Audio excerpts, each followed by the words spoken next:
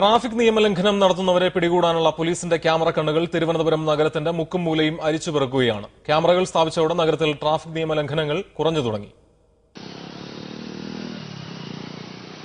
Helmet ഇടാതെയും seat belt ഇടാതെയും മറ്റ് നിയമങ്ങൾ ലംഘിച്ചും വാഹനം ഓടിക്കുന്നവർ ശ്രദ്ധിക്കുക.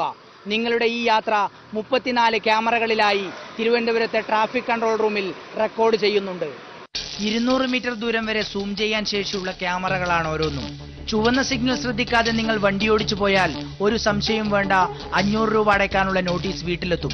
പോലീസുകാരൻ വഴിയിൽ വണ്ടി തടഞ്ഞു നിർത്തുന്ന പഴഞ്ചൻ മോഡലിന് പകരമുള്ള ഹൈടെക് വിദ്യ. ക്യാമറകളുടെ വരവോടെ നഗരത്തിൽ ട്രാഫിക് നിയമലംഘനം കുറഞ്ഞെന്നാണ് ഉദ്യോഗസ്ഥർ പറയുന്നത്. ആക്സിഡന്റ് ആയാലും മറ്റുള്ള ലൈൻ ഡ്രൈവിംഗ് ആയാലും കുറേ ഓവർ സ്പീഡിംഗ് ആയാലും ജമ്പിങ് ആയാലും ഇപ്പോൾ ചിലപ്പോൾ സീബ്ര ലൈൻ വന്നിട്ട് ജമ്പ് ചെയ്തു. അപ്പോൾ അതൊക്കെ കുറയ്ക്കാൻ പറ്റും. ഉള്ള 2 റഡാർ, ഈ ക്യാമറ കൂടാതെ 2 റഡാർ കൂടിയുണ്ട്. റഡാറിലൂടെ കൃത്യമായിട്ട് അതിൻ്റെ പിക്ചേഴ്സ് കിട്ടുന്നുണ്ട്. ആ പിക്ചേഴ്സ് വെച്ചുകൊണ്ട് ഒഫൻസുകൾക്ക് പെനാൽറ്റി കൊടുക്കുന്നുണ്ട്.